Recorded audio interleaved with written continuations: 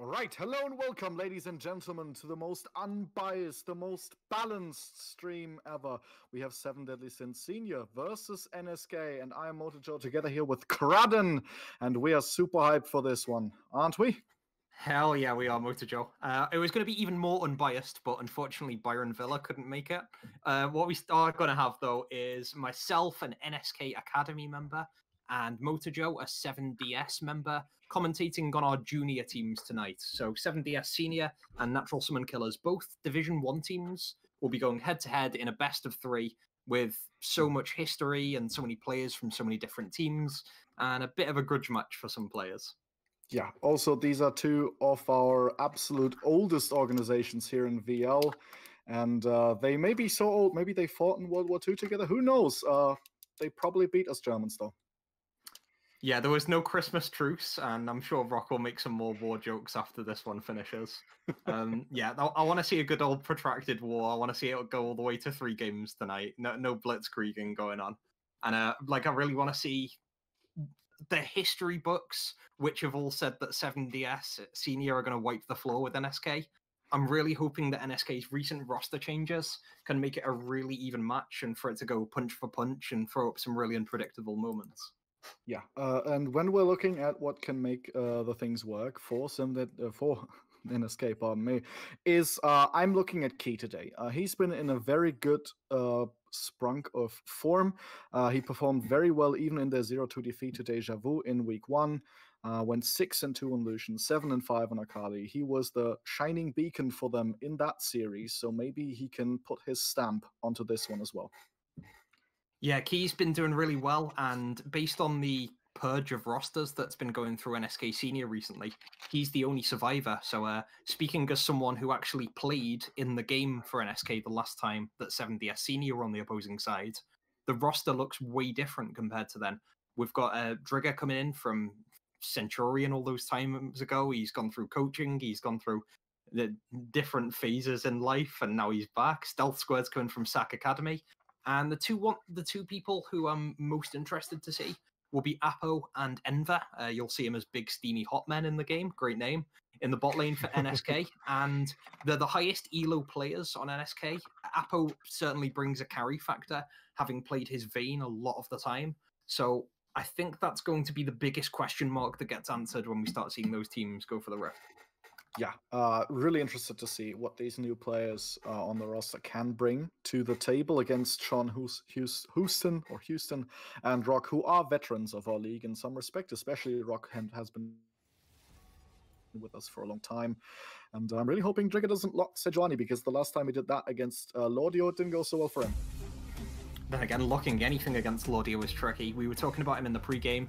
Lordio is a 3-time Hall of Fame player, and he got his start in the Hall of Fame back in summer 2018 on the roster, 7 Deadly Sins, that's playing now. So he's had this journey with Plague, been a 2-time champion over there with the Trululu carry bus, but he's come back and he's still able to jungle diff people. PMA, of course, is his clan tag, and that's another team that he's been really successful on. So when you can see Lordio in the game, apart from the one split where he went AD carry, which was interesting, you can count on him being a really solid jungle diff player that will be able to battle you early with skirmishy dual champions like Lee Sin, Elise, and now Graves in the current meta. I've actually played in the first series. He's played jungle for a VL type match. That was the Hextech Cup back then against, funnily enough, 7 Deadly Sins.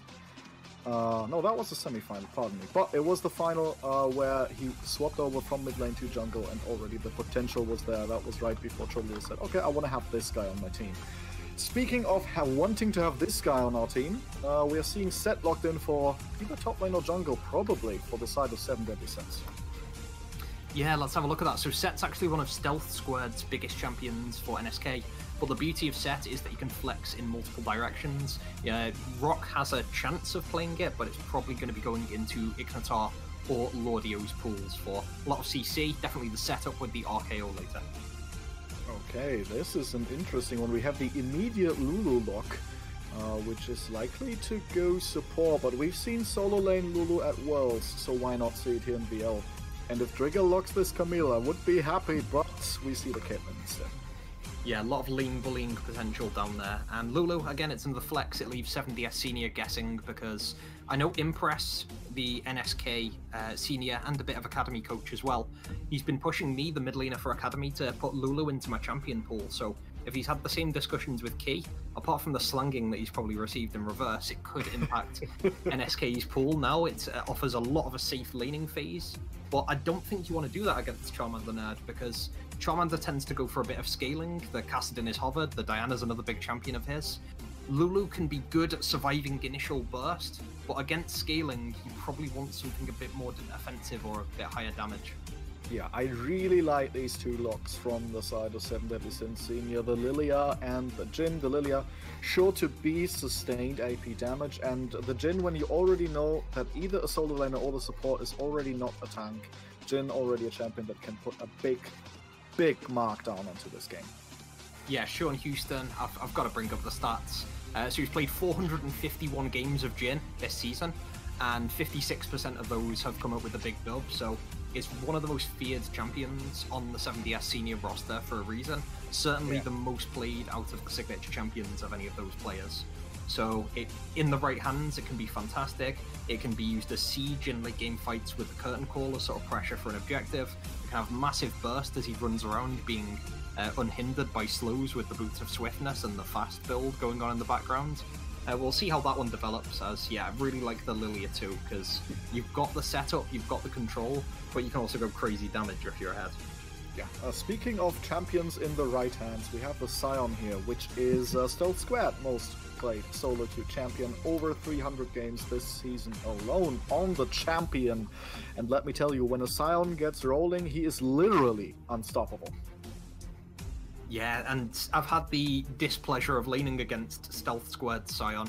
It's really formidable, and even when he gets behind due to several jungle ganks, cheers jungler by the way, he can really pull off the comeback. He can be static in lane, he can absorb pressure, use the shields well, farm up well, which of course gives him the extra health through Soul Furnace. And what he did to me was he built a giant lethality build and then tore me a new one in the top lane. So Ignitar is formidable, he's probably going to be playing well. However, he has to watch out, because you can't force that Sion out of the game, even if you get him on loads of kills.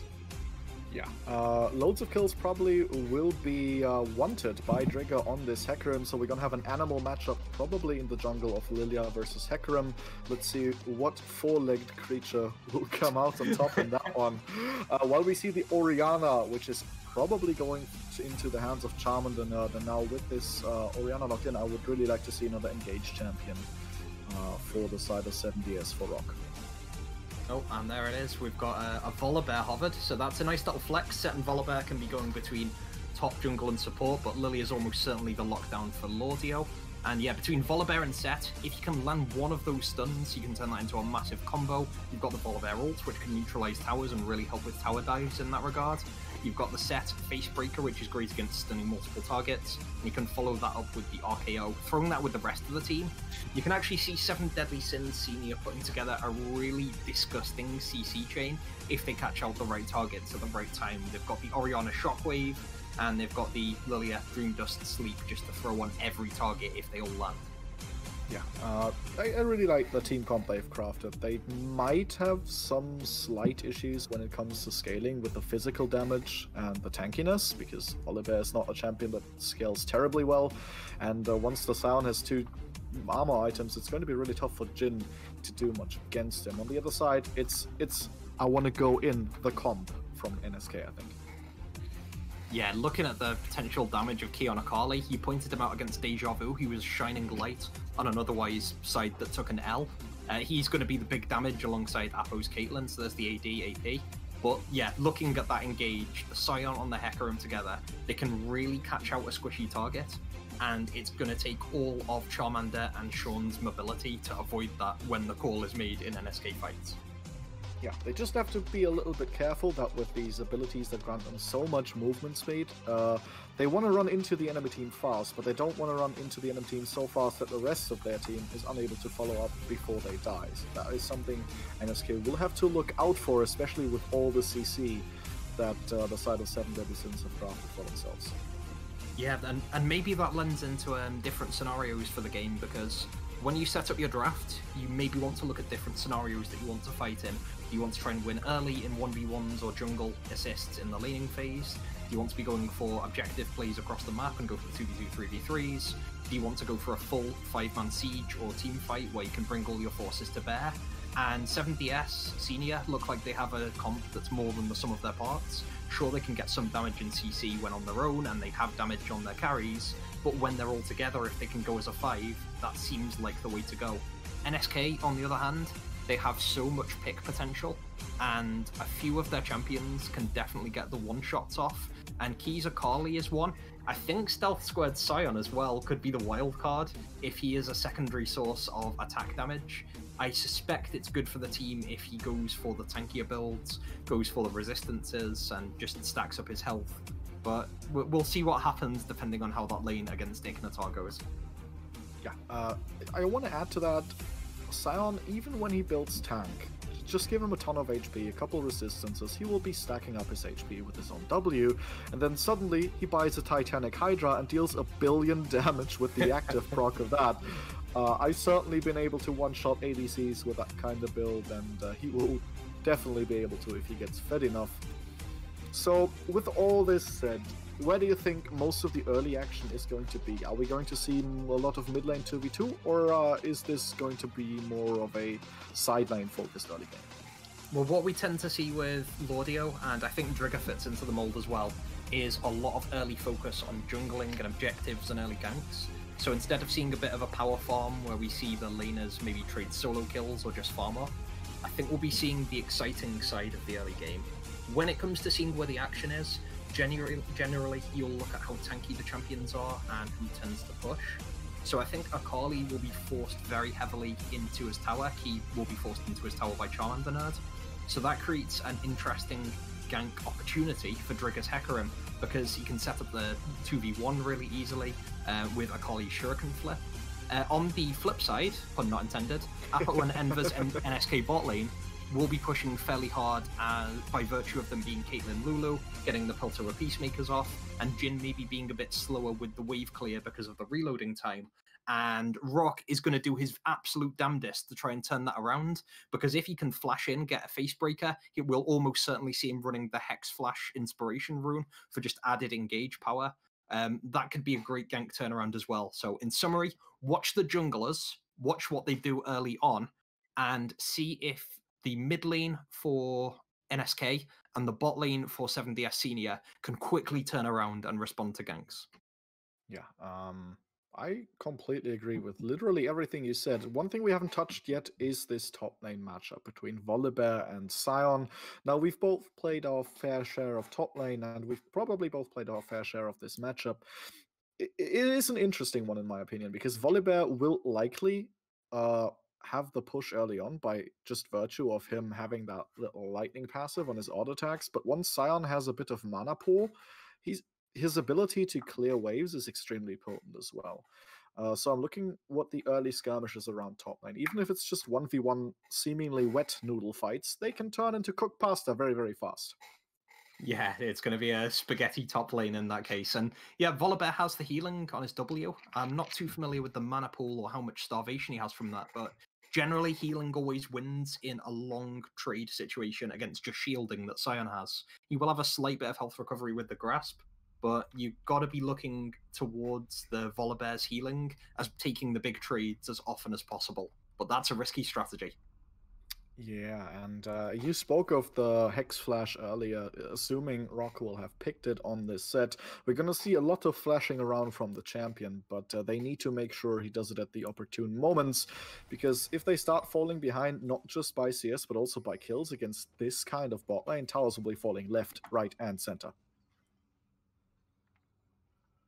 Yeah. Right.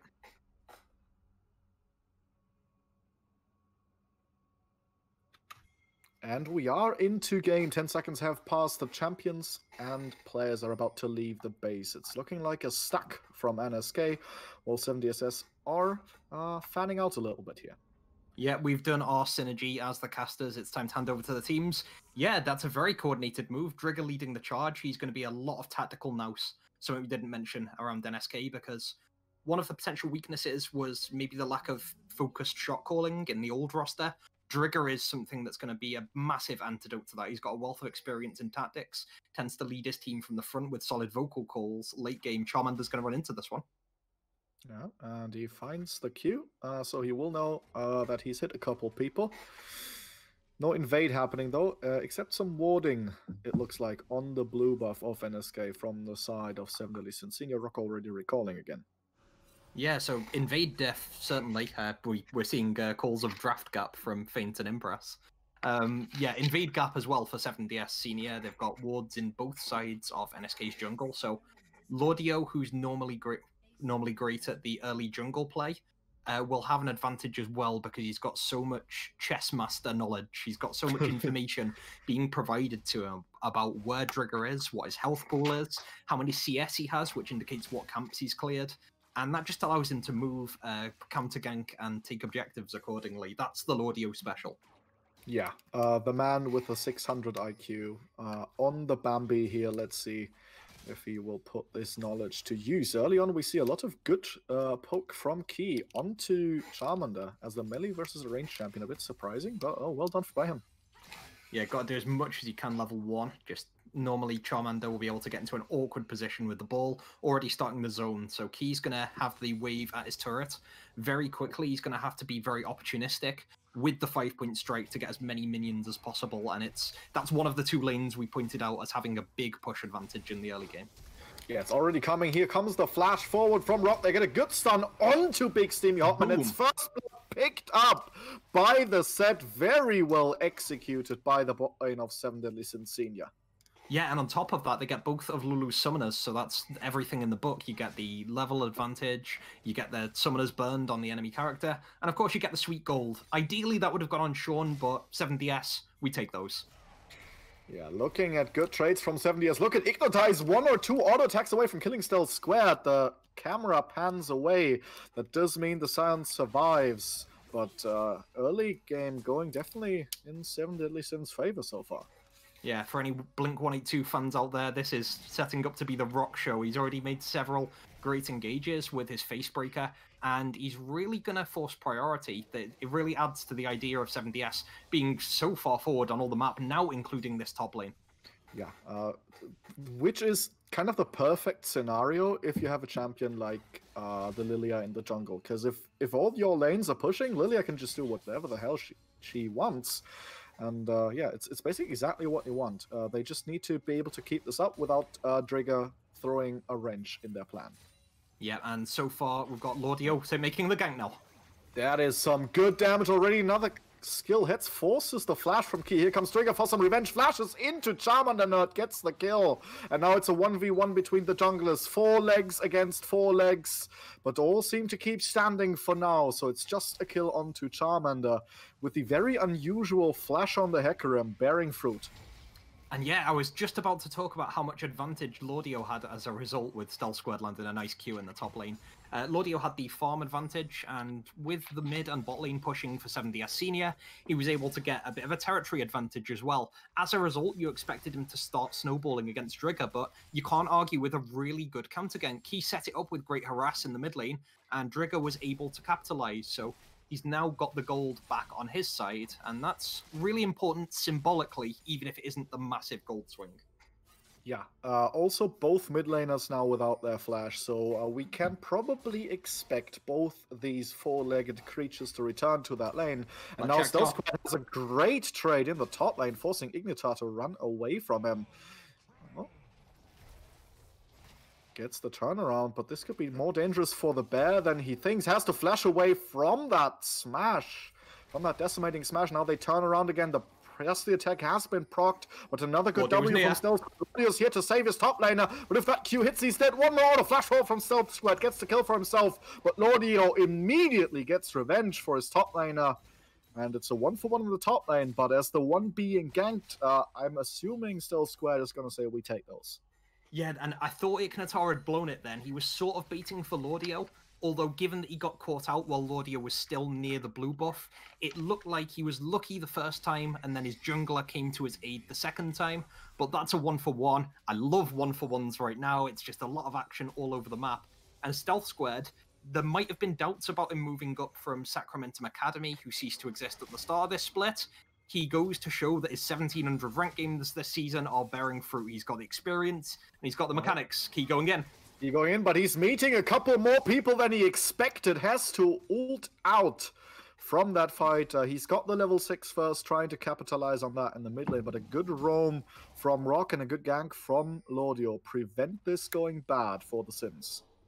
And yeah, Rock is sacrificing experience in lane while Enver and Apo get that. He's just going for roams, hex flashes, and great positioning. He's going to do that further as well, and will duo with Lordio to go for the first Drake of the game, the Cloud Drake. So it's one of those flashpoints early on in the game. Lordio and Drigger are competing for jungle diff, and it's not strictly a 1v1. It's easy to paint it that way, but it's how they interact with their players, how their laners push, and how they set up with different people. And I think Rock, while he's got a lower level into the start of that play, it's really great when you see a support do that and make the difference elsewhere on the map.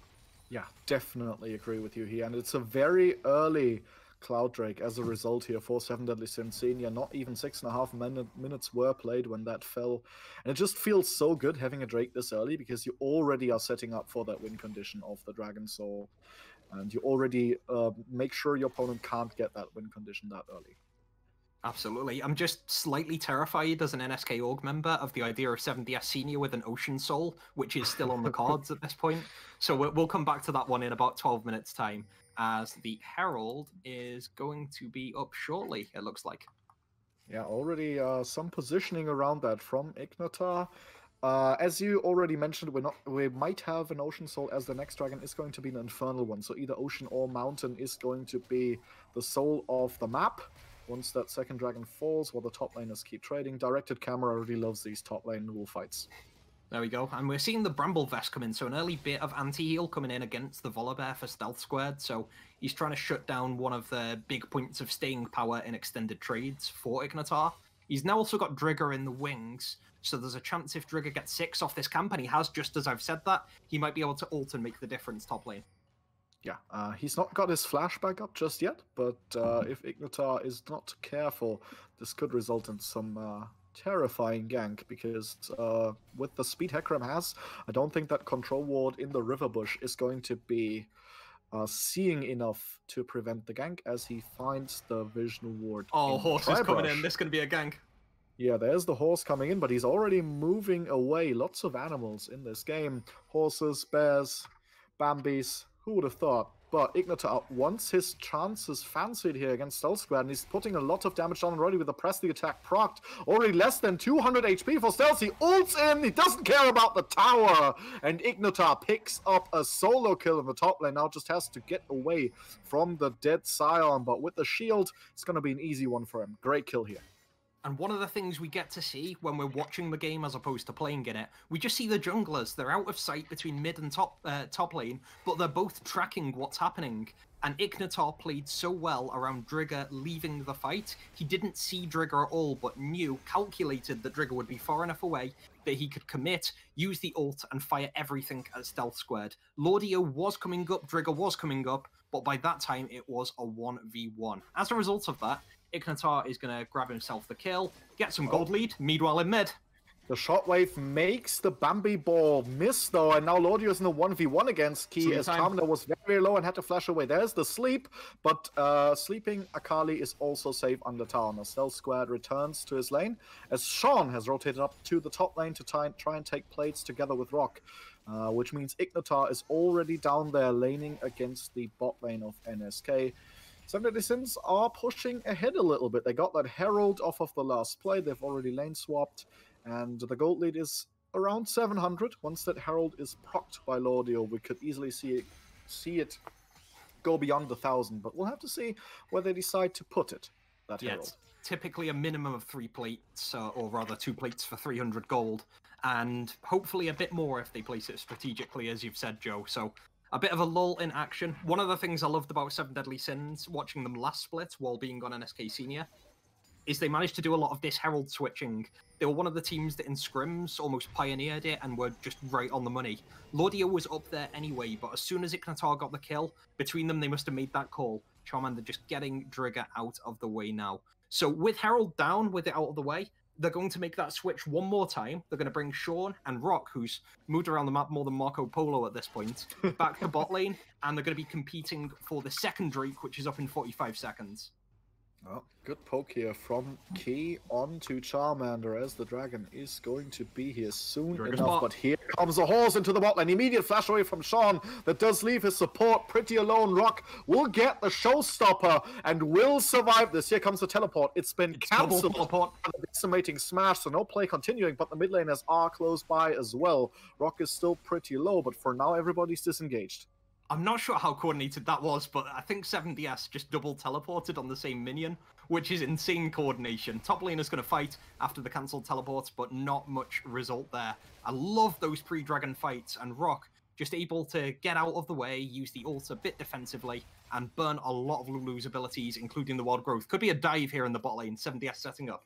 Yeah, it's definitely a risky one, as Akali is right behind them, and Sion still has the teleport available, contrary to the Bear, who has not. So they decide against this dive. They're looking for this Infernal Dragon now, which could be equally risky, as the Sion still has that teleport, and everybody's here, except... Yeah, no Hecarim ult, but Akali has a lot of damage to bring to bear, no pun intended, as the Drake resets. NSK now going to take advantage. Look for the Infernal Drake themselves, looking to go 1-all. And 7DS pop the curtain call. They've got Sean firing all 4 shots. Key going to move into intercept position. Could he go for the kill? They're looking for it, but Rock was waiting in the brush. No follow-up on that Facebreaker, though, but the Dragon has been picked up by NSK.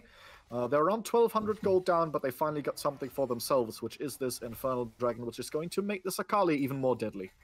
Yeah, Akali with Infernal Soul could have been deadly, but Poseidon is going to grant the Rift his favor. It's going to be an Ocean Soul later on in the game, so that nightmare of 7DSS with the Ocean Soul is one step closer to fruition. Herald is going to fire top. It's going to get the first turret of the game, so massive gold swing. Gold going over to Ignitar's Volibear, who with the help of that kill earlier is now 1.5k ahead. This is top diff, as Mental got called in the Twitch chat. And we'll see what 7DSS do with this. One thing that they could do is just send the top laner bot and go 3v2, send it mid, or just look for advanced skirmishes with playing up the field. Yeah, with that tower gone, the Bear is unleashed on the map. They still have to use that, though, because they don't want to give Sion the opportunity to just blindly farm by himself without opposition. So they're going to definitely have to look for the opportunities here as they present themselves. Looking at farm, we have a farm lead for Key in the mid lane, bot lane also ahead for the side of NSK. Top lane pretty even, as well as jungle, so that is why they're not further behind in gold. And yeah, we've seen a lot of players here in the game. It's really good to see the skills and the macro that these players bring. Well, we'll interrupt that with a top lane fight. Yeah, the Bear fancies his chances, and now tower for Cell Squared means he has to flash away to use the ultimate for an escape. And that is a flash gain basically for nothing from Ignitar. Well done. Yeah, 4 pings immediately to Ignitar, to Rock. They want to highlight that to the rest of their team. So yeah, a lot of farm going out. I don't know what my previous point was. Can't have been too important, so we'll come back to it later. Key under attack by Rock. Yeah, there he is with the Facebreaker. Doesn't get the stun, but it enables the Shockwave. Now Key in the 1v2. Here comes Trigger, though! And already Charmander Nerd has fallen. Here comes the Stormbreaker, though. Revenge almost in. Flash forward from Ignitar secures this one. Now they could Trigger, but Stealth Squad is here to make sure no more division is happening. Now Trigger wants to go even further forward, flashes in, does not get the E in time, will fall to the tower. The kill credit goes to Rock. Here's a double sleep in the bot lane, and big steamy hot men have fallen. They're going back to the sauna here, as overall in the map, 7 Deadly Sins wins with a 3-1 in kills. Curtain call coming in. Can we make it 4? That would be a great number for Jin. And the question mark pings fire down as all 4 shots go wide from the marksman called Houston. Yeah, big swing over the map, and we see a 3.5k gold lead. And 2 players that we haven't seen too much of were Apo and Enver. They've been scaling up fairly well in the bot lane. They had the farm lead. But the difference that has been slowly developing over the map in jungle and in top lane has started to approach the bottom side. Lordio being taken low. Key could follow up on Sean here, but may choose to back out. yeah, he does not have his ultimate, he doesn't have his perfect execution available, and so he chooses not to follow up as they do not know where Rock is on the map. He is currently around blue buff, so the setup is already here for the second Rift Herald for the side of Seven Deadly Sins Senior, as everybody's still on bot side. I can't believe you said setup and didn't even slightly chuckle. You're an Iron Man. You've got the casting experience now, Joe. Oh, man. Okay, so yeah, 7DSS, they're around the second Herald, and it's being started pretty promptly by Ignitar. Rocking the area, as you said. He's been going from bottom to top so many times this game. He's like a yo-yo. He's just protecting his jungler and his top laner, just making sure that 7DSS have the numbers advantage wherever they need it, and they've got 4 people on the objective. It's so unlikely that it goes anywhere else. Charmander moving down to the bot lane. In about 30 seconds, he'll have the teleport, which is when 7DSS can look for a fight, but there's 3 men in the opposing jungle. They may just do it anyway. Yeah, Rock definitely has been solid this game, no pun intended, as this could be a dangerous invade, as a lot of people from NSK are around this. There's a lot of vision there, though, from the Seven Deadly Sins, so they decide wisely to pull out of there, but they still have the Herald in the inventory of Ignitar, and could decide to immediately drop it mid lane if they wanted. Yeah, the siege is just so great. It's part of the Ocean Soul nightmare scenario, as I'd like to call it, because they can just set up so many Swift Seeds from Lordio. They've got the Sean poke as well. Rock can go in like now. That was the flash forward facebreaker, but didn't get the stun, only the pullback, so no follow-up possible here for the side of Seven Deadly Sins Senior. But we do know Rock has the Hex Flash, so he's not going to miss that flash all too much. Now the Herald has been summoned as the tower is just over half health. This could mean a third tower to Seven Deadly Sins. That would mean they have all outer towers. It's just alive still, but the Herald was good timing because now the dragon has been engaged already. This could mean their first Ocean Dragon. Yeah, love the objective timing here. Won't talk for too long, though. This could be an NSK re-engage. They do decide against it, it seems. They have pulled back with just the remains of a tower in their back pocket. Tower is at 500 HP. A stiff breeze will knock that thing down. The Seven Deadly Sins are still posing around it. And yeah, we may see a tower break here. Rock on the back line, looking for Key, who's going to get some chip damage down onto Rock, who will regen up with his passive.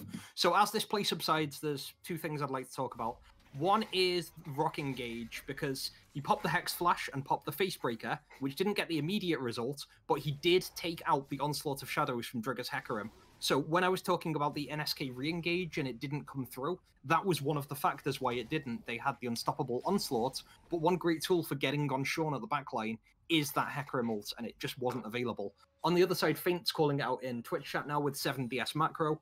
They did so many things right then. They brought everyone up to the top side and had Charmander there as cover for the bot lane. They could have teleported in, but they didn't need it. They had the advantage with the Herald in mid, and even though they didn't get the tower, that wasn't the purpose of the Herald play. It was to cover for that third Drake coming down. It was the counterweight, so the NSK had to choose between defending the Herald in the mid lane or going all in for a fight down by the third Drake of the game, the Ocean Drake. So as it happens, 7DSS having such a gold lead that they can force both through. They damaged the tower, took the dragon, got back to finish the tower, and they've extended their gold lead to nearly 4,000. They've got a 3-0 tower lead. They're defending in all lanes, and the early CS deficits that they had suddenly don't seem to count as much when 7DS are just going together, working as a team, and are playing so well around objectives with each other. Yeah, and that is something you highlighted in Champion Select as well. Their team composition just seems to be good parts already, but in some, it's even greater than the parts. And we've seen that come to fruition in these past fights. And what also is a great factor there, as you just mentioned as well, is their great macro decision making. They seem to be playing some Korean League of Legends right here. They just know what to do, when to do it, all the time at the moment. And I think one of the greatest facilitators of that has been Rock on that set. He's been everywhere on this map, as you talked about before as well. And yeah, he's 2-0-1. He's going all in for tankiness. He just wants to be a rock solid as the one you made earlier, Joe.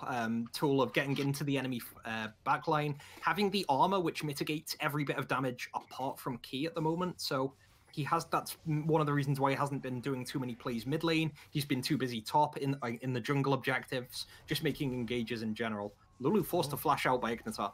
Yeah, that was just a mere presence of a big-ass bear in front of the Lulu, forcing that flash, and that is not where Trigger wants to be. 4 people here, the Onslaught of Shadows immediately forced to make him survive, and that is another key cooldown. And now they're going on to Stealth Squared, who has to use his ultimate to escape, and they're just bullying NSK in their own jungle at the moment. Yeah, they just can't walk in at all, and that's all of the impactful potential 5-man catch-out NSK ults. Sion ult gone, Hecarim ult gone, NSK now really can't go in unless they land a random one-shot key pick in the next few minutes. Let's see if it happens. Yeah, speaking of key, he's going on to Charmander. That's a shockwave, but it just doesn't do that much damage. Perfect execution has been cast, but Key only doing around half the damage of Charmander, who's running towards this team, making that ninja abandoned target for now. And yeah, when Akali can't 1v1 someone in mid-game, when the enemy team are all the way across the map, it suddenly starts to look bleaker when you can't fight your condition, forced to flash out as well. Yeah, speaking of looking bleak, Ignitar going onto him, forcing that summoner spell too. Here comes an ult from Apo to try and cancel that recall from Sean. Didn't manage to do it though. Just look at the pressure that 70S Senior are fighting down. They've got the enemy blue buff. They're pushing in all lanes. They forced the mid laner's flash. Inadvertently burned his ult by Charmander just surviving that one. And Stealth Squad and Drigger, the engage tools are gone. So NSK really powerless. Look at the vision that 70S Senior have in the top jungle of NSK. They've got the 2 regular wards. They've got the control ward. The vision score is increasing rapidly. And Rock is now topside, helping to clear the vision for the Baron, which is now live. We've got a potential handshake situation on our hands now. So the Baron is the harder objective to take, so it's less likely that teams will just go for it. So Ocean Drake is probably the one that people will go for, but you have to keep the Baron warded. Here's the sleep. Lilia going in. Yeah, no flash on her as well. The W from Jin goes wide, but Lordio doesn't care. Greet Bambi's mom from me, he tells Big Steamy Hotman. That's a support dead right as the dragon has spawned. 7 Deadly Sins looking for their 3rd one. They will be on soul point once they have this. Feels absolutely bad with that Bambi reference. Any other tiers in the Twitch chat, make them known. Yeah, Ocean Drake going down 3-1 and almost a 5k gold lead now. 70SS pushing their lead, and they may have caught out Apo and Drigger now. Chase continues. Yeah, that is a fast bear going onto 4 legs, imitating the junglers for now. There comes the flash forward from Rock, and immediate flash away from Upper. Here comes the decimating smash onto Rock. Flash over the side of the wall from Lordio. The curtain has been opened, and Caitlyn is not going to see the show because she's already dead. The chase is on Stealth Squared. It's so low. He will not mean anything despite how tanky he seems to be. The chase is on. Double kill already for Charmander Nerd. Key chased out. He uses the ultimate to survive, but that leaves Lulu to die once more. Triple kill for Charmander Nerd. And everybody but Key has fallen on the side of NSK. 7 Deadly Sins Senior in firm control and on the way to Baron Nashor. Yeah, it's going to be an unopposed Baron as well. Look at those respawn timers. Key everything but dead as well. Burned his ult, teleport down, and on the sliverest, that's a word, by the way, of health as he walks back to his own base. And this NSK team aren't playing badly. They're using their escape spells when they need to. They're flashing out of imminent danger. They're not inting by any means, but when you look at how much aggression 70SS have, the catch-out that Lilia and Jin can throw down together is a word that I'm not going to repeat on stream. Just firing down the Swift Seed, halfway down the river it catches up with Drigger. Sean's W immediately immobilizes him. And when you've got Ignitar chasing as well, there's just no hope. NSK either have to commit to leaving Drigger in the wild, or try and throw people onto the losing fight one after another until, as you saw it, 5 members of 70SS who had the gold lead, had the advantageous position and the health lead from the start, just able to roll through their opposition. And fair play to Key for getting out while he did. I do love some of the moves that NSK are making. Drigger with the ult to try and hold up the engage onto Apo, but with Lulu's flash down as well, there's just not much they can do at this point, and Soul Point is where 70SS face themselves at. They're looking for that final Ocean Soul, and they're already formidable. Siege, 5-man, will be augmented. Key goes in. Oh no, Key's asleep. Drigger misses the ultimate, tries to get some damage onto Lordio, but it doesn't seem to be enough. They get Sean though, and they're all here. Rock and Lordio trying to run away. Ignitar though is on a rampage. He came in from the other side, and now Apo is chased by the big bear. There is the runaway Lordio chasing the Lulu once again. The flash had been used once more and wasn't enough to save Lulu. Shockwave gets another kill for Charm and the Nerd. Now Stealth Squared is almost dead squared as he's in the middle of the enemy team. Ignotide Lordio finishing up that side of the fight while Stealth Squared gets a consolation kill onto Charm and the Nerd. Can he survive it? He doesn't have the flash available, and so Rock will gift Lordio the kill. They'll be able to run away from this, and it's an ace for Seven Deadly Sins Senior. Even though they lose their carries, they hard win the fight. Yeah, they lost, I think, 3 players in that fight, and then got it might have been 2 with the teleport in. But either way, the result is the same. 7DSS take the win. They take the ace. They only got 4 last time, and they're going to push. The credit to NSK is that it was a closer fight. They managed to retreat well, and the initial engage onto Sean being successful is what stopped that fight lasting as long or being as protracted as the last one. NSK have to go in and throw all of their eggs in one basket, but it's at the point now where it doesn't matter. We're 9k gold lead into 7DS Senior.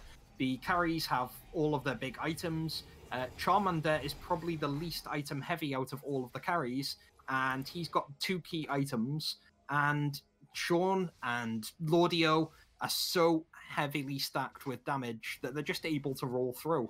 You can sometimes look at the jungler and say that's a low damage champion. You can't here. You've got the Runic Echoes, you've got the Medjais for Lordio. It's just so across the board. It's very difficult to do anything unless you catch out 1 or 2 members. And even as NSK did with Sean, he wasn't solitary. He had the team at his back. And that's why 7DS Senior, they're looking for Soul Point right now. Yeah, Dragon spawning in 45 seconds. Firstly, they're looking for a pony here as a way towards this dragon. They're chasing. Key has to jump out, but Rock with that Deadman's Blade. He's a fast boy. A very fast boy. Looking at this, the only good thing for NSK that last fight brought to term is 7DSS aren't really using the Baron to push anymore. They're just setting up for this dragon. So at least no more towers. Speaking of being lost, Key has been caught by the Shockwave and is already dead. Look at that damage from Orianna! It's a slaughterfest and Lordio is dominating. Here comes the showstopper, but the only show that's being stopped is that of NSK. It's a clean ace for 7 Deadly Sins Senior, and Kraden, my man, I think this is game. This will be game. People will say that Lordio has been slept on. I never realized it was so literal until that last fight. He just caught like the 2 backline members, Apo and Key. But sorry, not Apo and Key. There was Apo and Drigger there because Key had already been caught out by the fantastic damage and shockwave coming out of Charmander. Charmander and Lordio followed up with their damage, and that's all she wrote. I like what 7DS Senior are doing. It's so easy at this point with 3 NSK members down to go, that's 2 Nexus turrets, let's go for the game. This is measured, and it shows that even though 7DS Senior are smashing their opponents, it's easy to go, Lamau, it's only NSK, we're going to roll them. They've actually retreated to the dragon. They're going to make safe their victory by taking the Ocean Soul and setting up a siege. They may yet go for the Baron, which is in 1.5 minutes, but either way, their most likely option is to use the minion push in the bot lane through the inhibitor, smash through the resources, set up a camp in their opposing jungle, and then look for a fantastic catch-out like they've been delivering to us for the last 3 fights. Yeah, their approach to the game is measured. Their approach to item buying is Medjide, as now Charm the Nerd has picked up a book as well with 10 pages in it. Lordio's is almost full. Not much left to write in that book until it's fully stacked. And yeah, it's looking like they're walking towards topside, letting Sean pick up some farm in the mid lane. But this is very much the calm before the storm. And if everything goes like it's been going, this is going to be the last storm of this game. Definitely. And to be honest, this is the most spread out I've seen 7DS Senior in a while. They've got Rock and Lordio together. Nice catch, but absolutely no damage, and the Ocean Soul will heal it straight back up.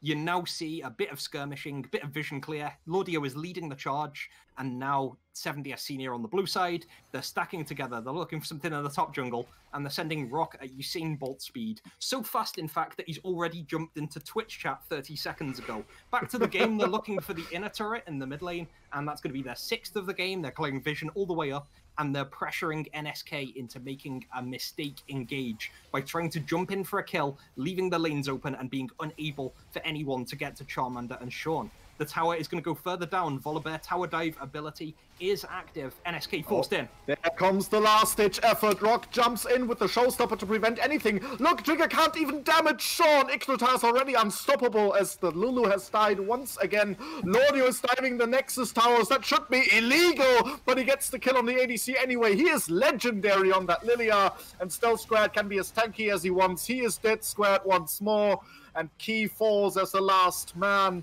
Stealth Squared will fall again with that Scion passive, but another double kill for Rock, who, along with Lordio, is deathless this game. And what a statement for the first game from Seven Deadly Sins.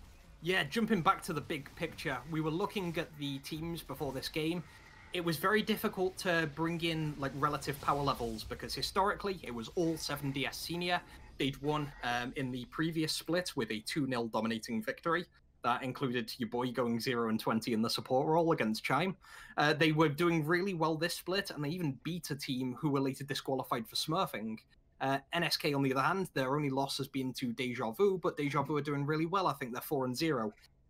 If anything can sort of define the power levels between these two teams, that was it, ladies and gentlemen. That was game one. Even with a new look at NSK roster, they need time to synergize, but look at the gap that was there, the clean, fluid macro, the transitioning from what could have been an even early game with maybe not too many CS to really the many parts of 7DSS working fluidly together, perfect lane switches for the Herald, moving together for the macro, getting all the objectives, turning that into a soul, and just catching out NSK fight after fight with great vision, leading into a catch on a carry, leading into steamrolling through them more and more decisively as the game went on. Hats off to the blue team. Yeah, and it all came, or a lot of it came from that jungle support synergy from Lordio and Rock, who, as we said, both went deathless this game. And if people were sleeping on Rock, I don't know why they would, as a 3-time Hall of Famer, but they shouldn't be sleeping on him anymore. He did 26,000 damage this game, which is around 10,000 more than the next most damage dealt by a champion to other champions in this game. He played that Lilia very, very well. He has a full stack Magi's to show that he did, and he's going to be the man to shut down along with Rock if NSK want to have any chance of winning game 2.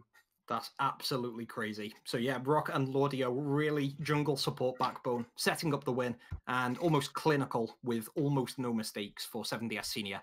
Can NSK strike back and pull out the reverse sweep? I believe we'll find out after a short break. Stay tuned as we're going to bring you after the break Game 2 of 7DS Senior versus Natural Summon Killers. All right, welcome back, ladies and gentlemen, to our Division 1 game of VL's fourth split of 2020. We have 7 Deadly Sins Senior 1-0 up against the Natural Summoned Killers. And they're going to have to pull a rabbit out of the proverbial hat to come back into this, because game 1 was a stamp of authority. What do you think, Kratten? What do they need to do? Yeah, so one of the big problems that can happen after this is not actually anything to do with the Rift. One of the problems you can have is just mental. Like, it's very easy to go in with a new roster and have a really chastening defeat like the one we've just seen. You can have people flaming you on Twitch chat, and you can even have Jens in the Trash Talk server calling you a Div 3 team. Shout out to my boy, by the way. And then it's easy to go, okay, I can't do anything. I'm inferior to my opposition. I'm not going to be able to do anything. I'll just play as a secondary player.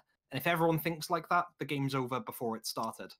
It's easy to have a game plan. It's difficult to adapt a game plan after going behind, and you need to have the confidence and drive to get on the Rift. From what I know of the NSK roster, and I don't know them all too well, they should be able to bounce back fairly well. And I think Drigger especially is a player that can jump straight back in after adversity and give it his best shot on the Rift. Yeah, right.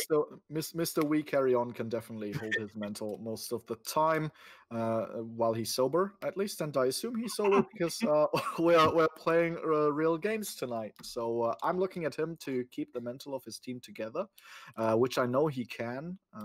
He's very good at analyzing what went wrong in games. I've had the blissful opportunity to be on the end of that when he coached our junior team for a while together with Yuki, and he did that really, really well. So let's see if they can bounce back from this kind of harrowing defeat. Yeah, definitely, and it's something that NSK will have to do. Of course, best of three. They'll have to pull out the reverse sweep if they want victory tonight.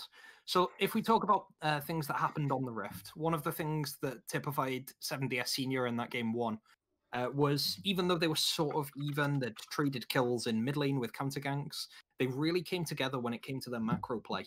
So they managed to go for the second Drake very well after sending all of their players bot side, especially after a Rock Room top. They switched for the Herald and then switched back immediately afterwards on the back of an Ignitar 1v1 on Stealth Squared. And then they used their second Drift Herald not to break the tower, but as a counterweight distraction for setting up the third Drake. So 7DS, I've seen it in scrims personally against them, and we're seeing it in a big display tonight. They're just really good at doing objectives one after another. It's keeping up that tempo and always doing something. Even if you can't win the lane, it's communicating where you are, whether you're looking to push, gain an advantage. And as a team, coordinating what you're looking for and getting players there, even if it means, let's say, Key misses a couple waves, if he can recall early, reset, and then contribute to a 4-man gank bot while the enemy supports flashes down, for instance, it's that sort of play that NSK needs to do. The problem is it's very hard to do that on the back of one game. It's something that's built up through lots of synergy. We've seen it with Sean and Rock many times. Charmander and Sean have played together from rosters such as Paradox. Lordio and Ignitar may not have been with the team as long, but they have that sort of high-level tempo and experience and knowledge by being around Div 1 or similar level teams for an extended amount of time. So they're going to need to react and get to the level of 7DS Senior's macro play, and that's very difficult. Yeah, also with Lordio, people forget he was a sub for 7 Deadly Sins Senior last split, so he probably was in the discussion a lot, and he probably played a couple scrims when someone wasn't able to be there. And he's probably talked a lot with Ignitar about the jungle role on the team before Ignitar swapped to the top lane from the jungle. So I agree with you that the synergy is probably going to be another strong point for them. The way for NSK to break that, I don't know what they can do, but they need to be aware of the cleanness of the macro from 7 Deadly Sins Senior. They have to look at what is the right play in the situation. 7DS are probably going to do that, but it also means if you kind of have an inclination of what the enemy team is going to do, you can start thinking about what you want to do against it. We'll have to see if they can skill check 7 Deadly Sins at these crucial situations. And yeah, one way to do that is just super cheese and go in early. Impress is a fan of the color wheel theory for champions. Apologies if I've just leaked one of your big theories, Impress. And he categorizes champions in how well they do one of various categories that he assigns to colors. So red is very early game focused. It might fall off, but it's really good at making an instant impact and just getting something going. So Lee Sin is your typical jungle example. You've then got several other categories such as utility, synergy, and scaling, and so on, that he assigns to colors and tries to make about comps. The way I'm leading all of this in is I think NSK, if they want to cheese, just need to go for what Impress calls a mono red comp in game 2. They just need to get that early advantage and just try and push it all the way home. How can macro be a factor if 7DS Senior can't even get to a dragon because you're already 10 kills up? Pick something like the Renekton, the Set, get all the early ADC power, avoid the Ezreal and go all in on someone like Draven. It would be brash, it would be very reckless, but it would be really nice for the mental reset to go for something like this. And that's just one of the things that NSK can do. I think Mono Red is a nice shout out for all our Magic players in the chat. Just play 4 lightning bolts, a single mountain, and you got them, right? You got 12 damage on the stack. The thing is, with this early game focus, they really have to make sure to not overextend their aggression, because we've seen it earlier. Stealth Squad had some good trades in the top lane against Ignitar. Key had some good trades against Charmander in the very early game, but then only a short time later, Ignitar got that solo kill onto Stealth Squad while Stealth was playing his most played champion. So this aggression that they might want to look for, they have to be really tempered with this one. Yeah, and it was nice to see players from all over the map just get individual kills. And even though Stealth Squad is a known, very experienced player, I said it last game, but I'm going to repeat it just because it's an impressive stat. He's played 1,800 ranked games this season. He's got that wealth of experience, has the mechanics, can demonstrate it in lane, and Ignitar's still able to go for those solo kills. So it's a couple of those things that demonstrate the high level of League of Legends on show tonight, making it even more impressive that 7DS Senior were able to almost walk over their opponents in such a fashion. Right, one thing that I'm going to say before the bans get going, we had a couple of ideas of bans earlier, so the Jhin for Sean, for example, the Vayne for Apo. I think Lordio's Lilia is going to be entering that list now, and I don't know whether we're going to see any of the other champions, such as Roxette, enter as well. Well, Lordio is being targeted by the first ban, but it's again the Graves that was already banned last game. Here is the Lilia, though, as a follow-up. So they do seem to recognize Lordio as their greatest threat in this game too. Yeah, and of course, when a ban changes, it means a ban that was previously used is left open. NSK went for the bans of Lucian, Graves, and Cho'Gath in Game 1. So we're going to see Lucian on the table. I don't know if that's one of Charmander's specialist picks. It doesn't really occur to me, but Ignitar and Cho'Gath is a worrying experience to be thought of. Yeah, I've played against it, and I certainly am not fond of that memory. So understandable ban here, but that does open up the Lucian, and it is such a strong champion right now. I could see them first picking it for Key. He's played it against Deja Vu, but maybe they prioritize some other champion like the Set. Yeah, I can see the Set more flexible pick. Yeah, it's super good, it's flexible, it takes it away from Rock to avoid him getting a lot of comfort, and it certainly fits into the mono red mold that we were talking about with NSK if they want to get some early cheese. But there's your call, Lucian going over to Senior. Yeah, if we're speaking about mono red, Lucian might not be mono red, but he's pretty red. He will dominate laning phase early game against most matchups, and yeah, Lordio hovering that Hecarim now to take away from Drigger maybe. Yeah, and it's all action. It really helps give you a really good experience for watching these sorts of games. Ooh, Nidalee! That's a high IQ jungle pick. I like it from Lordio, and it is in one of his top solo queue champions, so I want to see a masterclass. Yeah, also, the one AP jungler that's really high in the meta gets banned. What does Lordio pick? The other one. It's the Nidalee. It goes really, really well with the Lucian in either solo lane, because then you have mixed damage in the 2v2. That is always very, very helpful. The combination of Renekton and Nidalee is one of our earliest examples in League of Legends of that synergy. We have Kai'Sa locked in for Apo, which is an interesting pick in the meta right now, right? Yeah, Kai'Sa fairly low down, both in the meta and also in Apo's personal pool. He's only played 20 games on it. It's 6th in his list, 45% win rate, 2.2 KDA. So not the massive numbers that you'd expect from, let's say, his Samira or his all-dominating Vayne, but has a lot of scaling potential. Can definitely change a fight with moving around the place.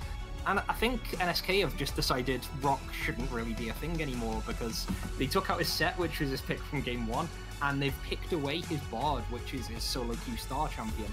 So they want to be setting up with the Bard after level 6. They've got some heals for laning phase, but what I think is generated really well here is some short-range mobility. If Kai'Sa can Killer Instinct into a fight from one side, Bard can Magical Journey in from another side, and Set can flank from one angle. NSK are building a really heavy flanking comp that can run in from several angles. Yeah, they do need the setup for this though, right? And this is where I'm worried for them, because when it comes to vision and jungle control setup, 7 Deadly Sins have completely outclassed them in that first game. So a composition like this is definitely not going to be easy to pull off, especially when 7 Deadly Sins have lane-dominant champions in the solo lanes, like Lucian and Volibear. Yeah, it's hard to get through Volibear. We saw that with Ignitar's play in Game 1. Lucian was banned away. That's how much NSK feared it. They're being forced to play against it now because they just didn't have enough bans or picks left.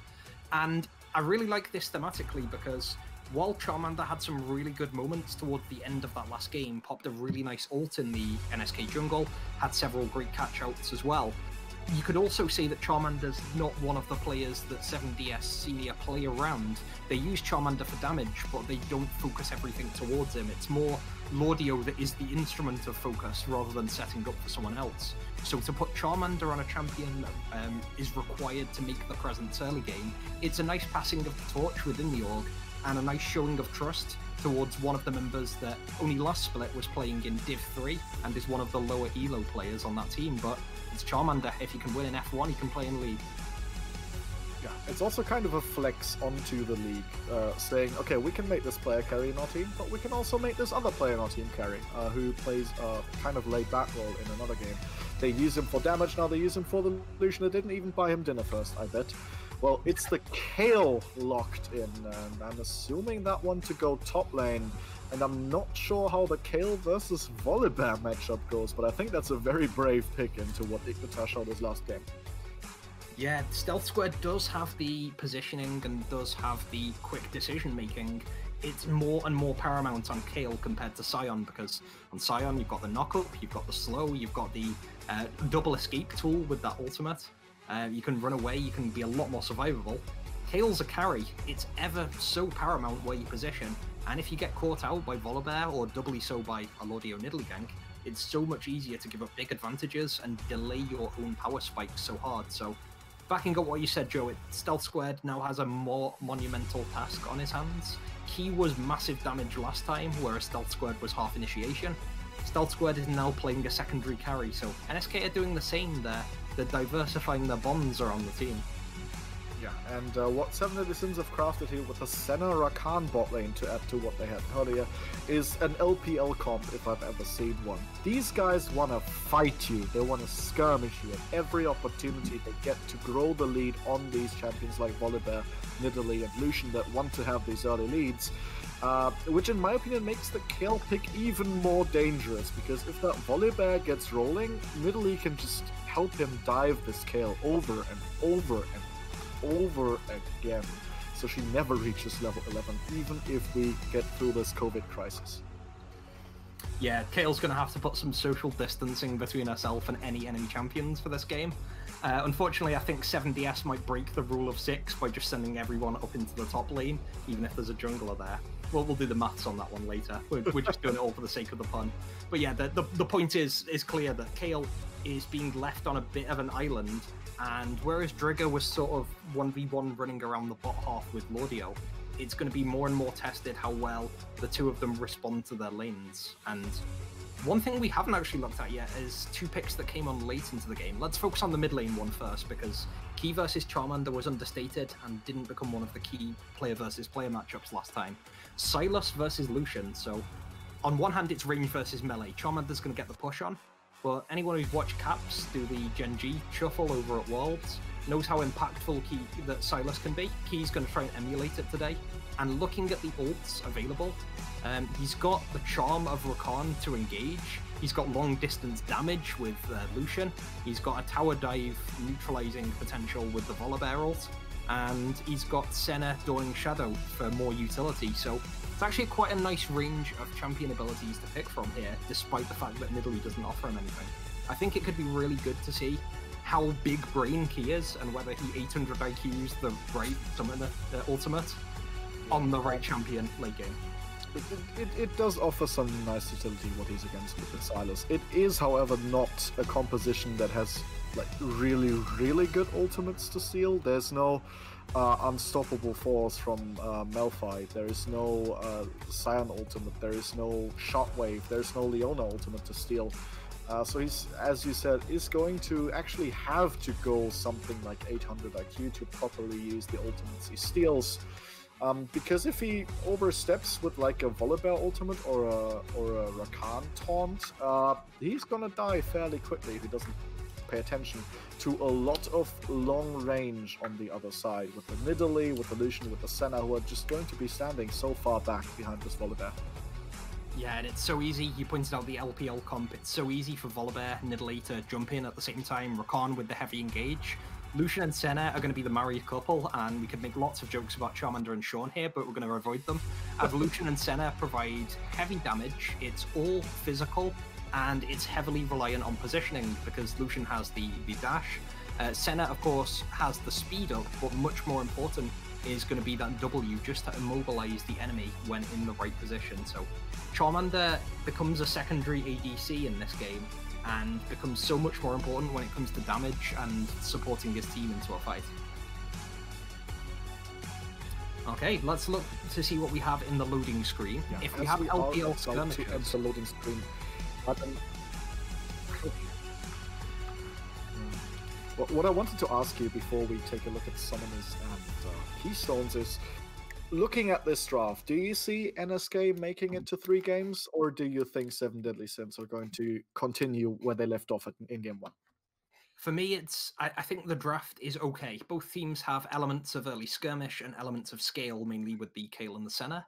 I hate to say it as an NSK Academy member, but I think the biggest difference is not the draft. I think that 7DS just have the individual and team skill diff, and I'm going to be left with egg on my face if it doesn't happen, but I think they will be able to bring it fairly safely to a 2-0 here, despite the best efforts of my team NSK.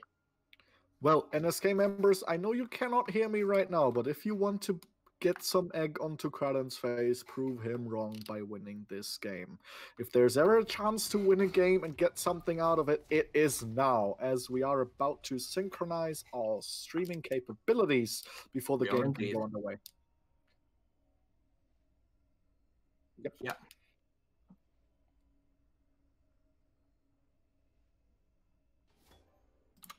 And we enter the game. The champions are about to leave the fountain. Let us see if we're going to see another stacking or both fan out, which it seems to be the latter. There we go. We've got a nice bit of split. Joe, just give me a quick countdown, see where we're on. We had a bit of trouble in pausing. I am around 32 seconds right now. Okay, perfect. We've got a lot of synergy, as we always do on the caster desk. A lot more fanned out, as you said. So Nats went for a very stacked level 1 in game 1. In this case, on the blue side, they're going to be a bit more fanned out. They want to avoid the situation they had last time, where there was vision all around the map into the NSK jungle, and where there was just so much information available to Lordio at the start of the game that it became easy to predict where Drigger was moving.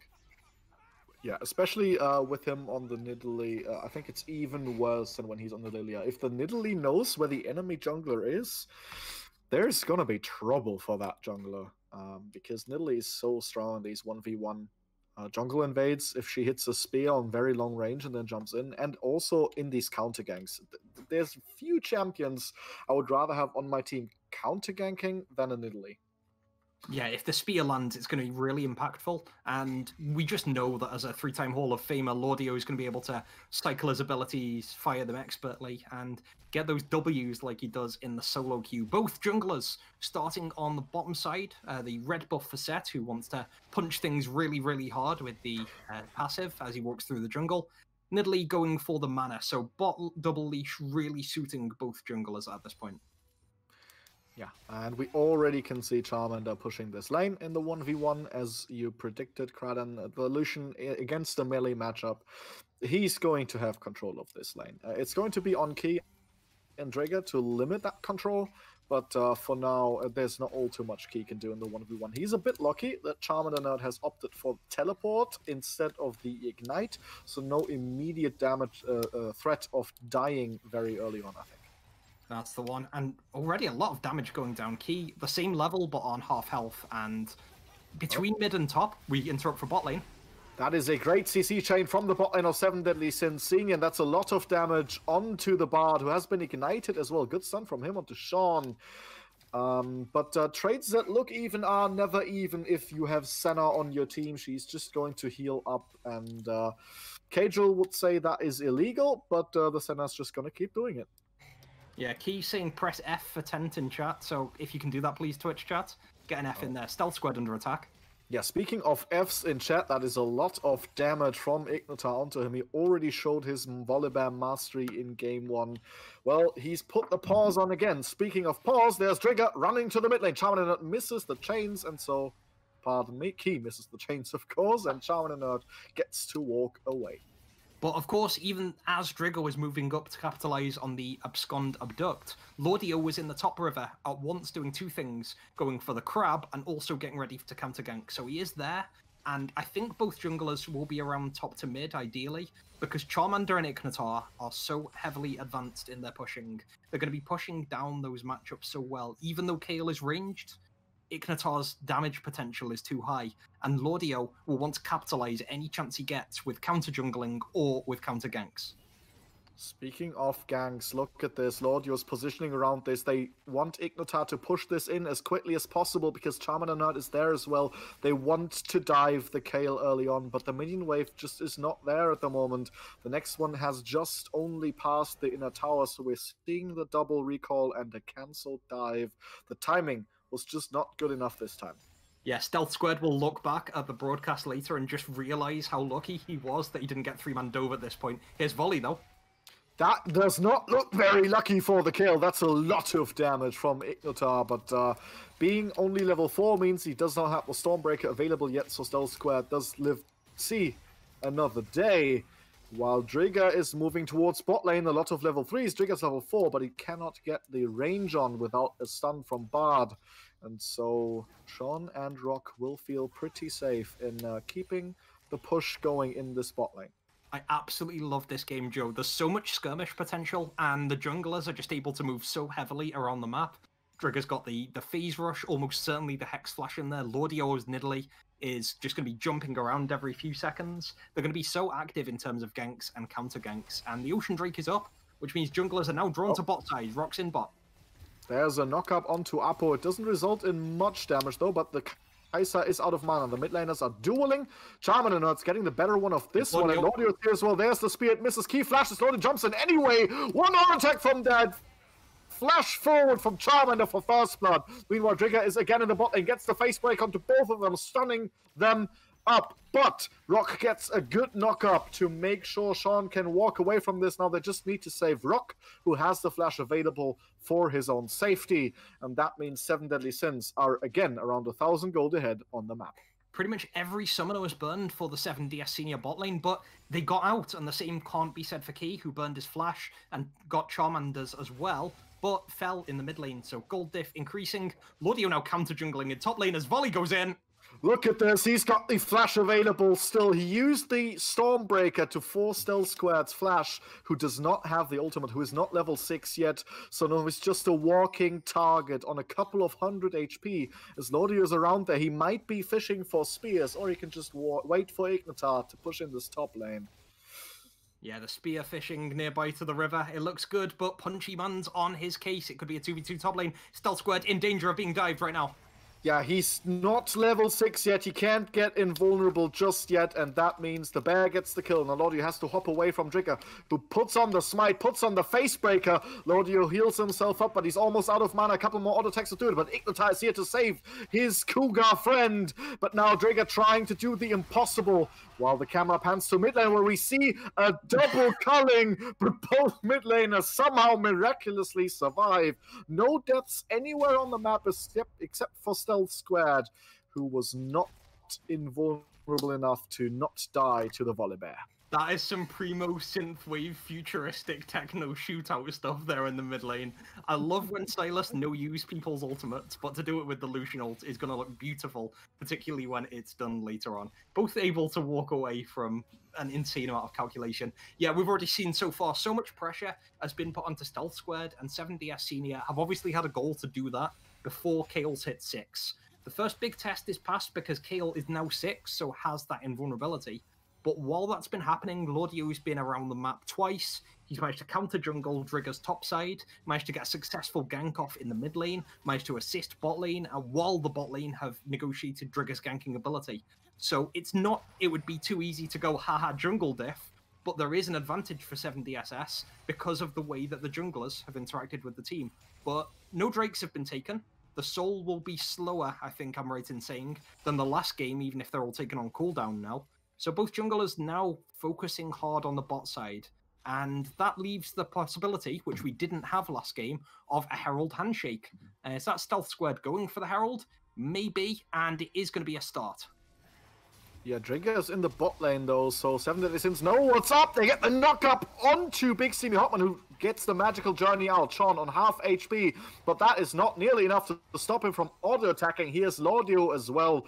Stealth has stopped the Herald in the top side, and the gank in the bot lane results in mostly nothing, but Charmander has started off the Dragon Ball. Stealth keeps bullying Ignitar a little. Yeah, about to compliment him on the... Yes, but Ignitar is going in. No. Not quite on the stun.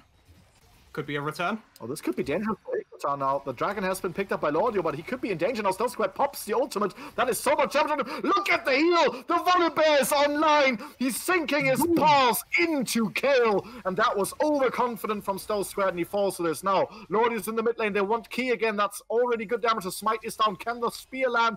Yes, it does. Lordio misses the jump, though. And not even Sean's ultimate can take the kill. But now it's 3-0 in kills and around 2,000 gold ahead, as well as the dragon for 7 Deadly Sins Senior. Everything's going their way at the very moment. Oh, Temper of Fate comes in, and Lordio looks to be in a tricky position, but it's an Italy. He can jump right out there. Here's 4 members. Rock going in. Oh no, that is good CC onto Trigger, who does get the double face breaker. Will he get out with the Q movement speed? Does look like it. He dodges the spear, but here comes Drex. Double stun from Big Steamy Hotman, the Bard, so useful in situations like these, and they manage to get their jungler out alive. I'm actually really impressed at how NSK got out of that one, but the overall story is still the same. Lordio is spearheading, pun not intended, the 7DS senior efforts, just to get so far ahead in this game. Potential catch-out bot, but it's not going to be followed up on. The Rock ultimate, the quickness going in, alongside Lordio's mobility, is so dangerous. A 7DS senior can turn what could be an innocuous situation into a massive advantage for them. When there are already slight openings on the map, like the Ocean Drake and the Rift Herald, they can just convert that pressure into objectives. And unlike the potential handshake that we saw last game, they weren't up at the same time, but they were taken 1-for-1, close to each other.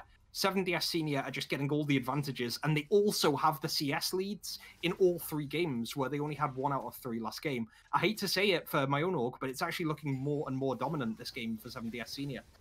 Yeah, it does look like your face is getting spared some egg today. We can, I think, though, stop pretending we're not intending our puns, because we definitely do, I think. At least anytime. I do. As the game enters a bit of a lull state, what are you looking for NSK to get something in this game to make it more even again, to stop the snowball from rolling that 7 Deadly Sins have pushed down the hill already? It's really so difficult to answer that one, because I immediately want to say coordinate your players, get your ultimates ready at the same time, and fight around the next objective, which is in 2.5 minutes' time.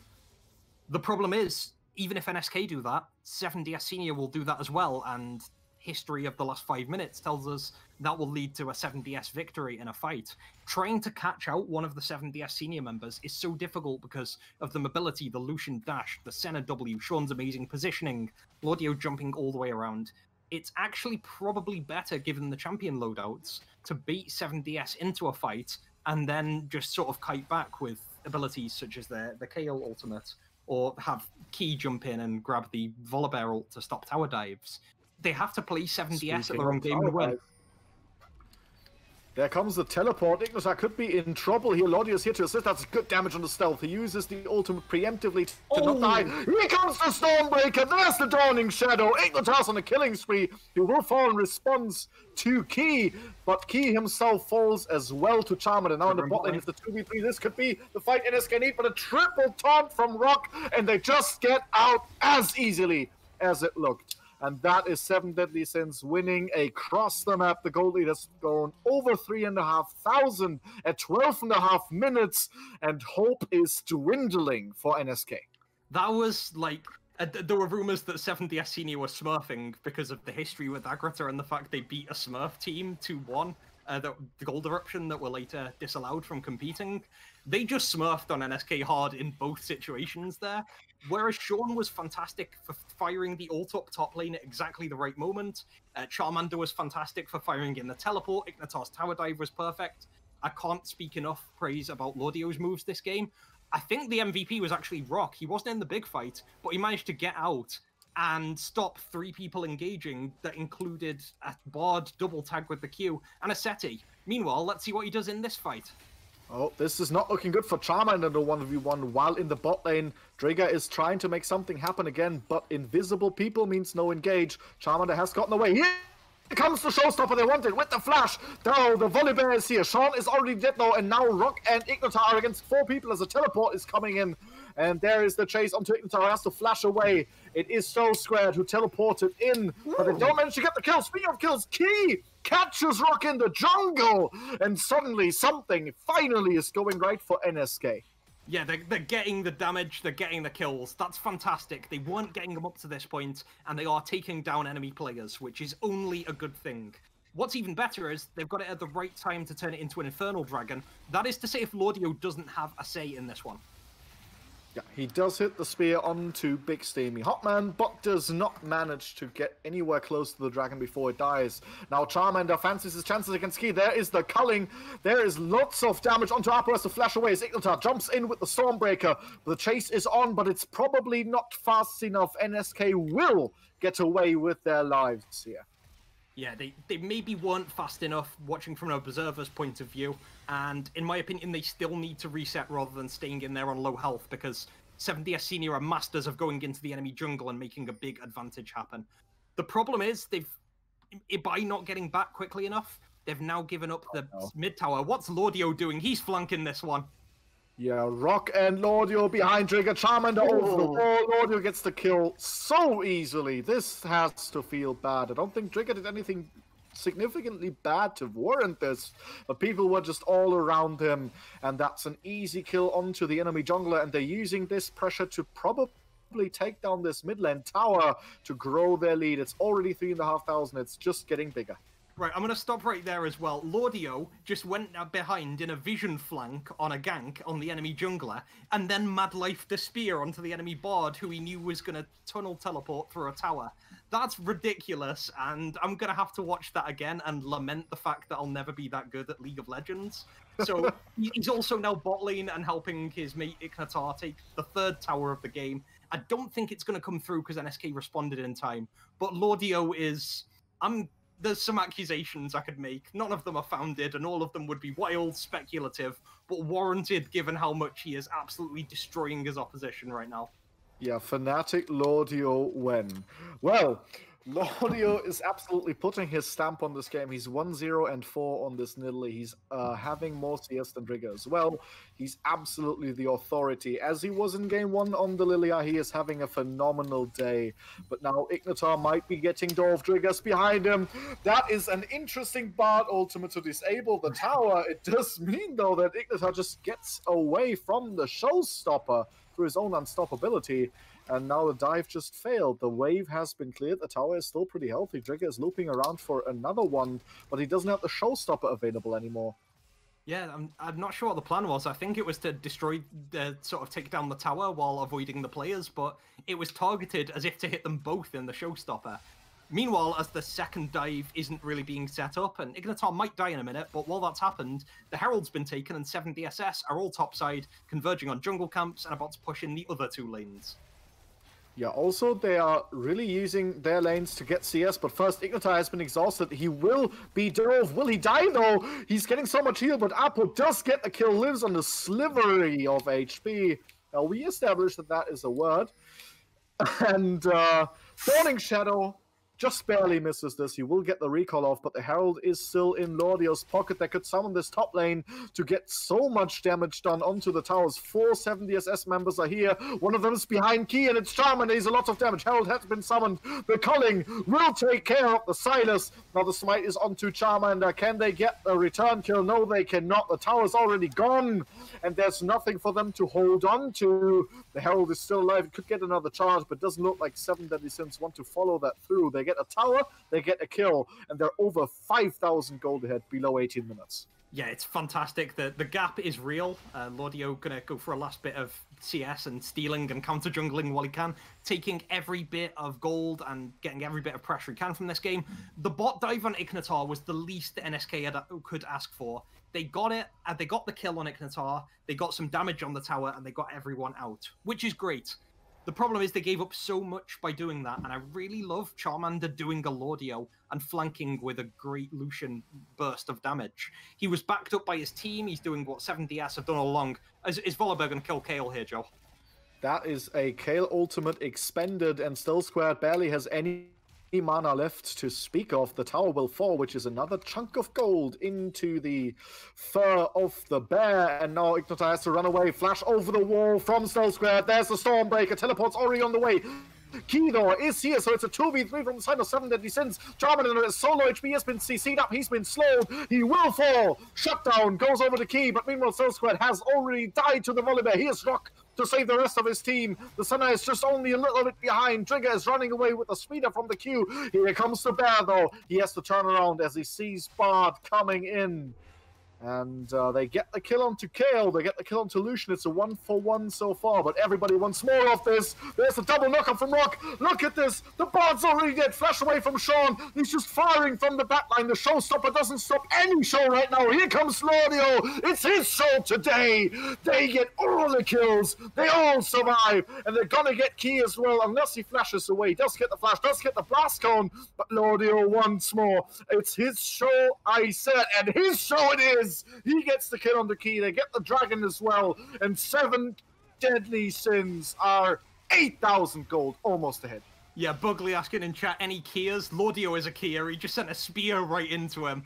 7 DSS toying with their food. They only had 2 members to start with, and a rare misposition after the teleport meant that Key could capitalize. That was the only thing that went well for NSK that fight. Slowly, 7 DSS brought in more members, started with the Charmander teleport. Rock came in. Ignitar was already there. Lordio then came in at the end of the fight. The Senna healing was so understated and kept Ignitar alive throughout the whole barrage. They outplayed Enver's Bard Magical Journey by just one-shotting him at the end of it, and they're combining burst damage with great macro awareness. It's one of the many reasons why they're so ahead in this game.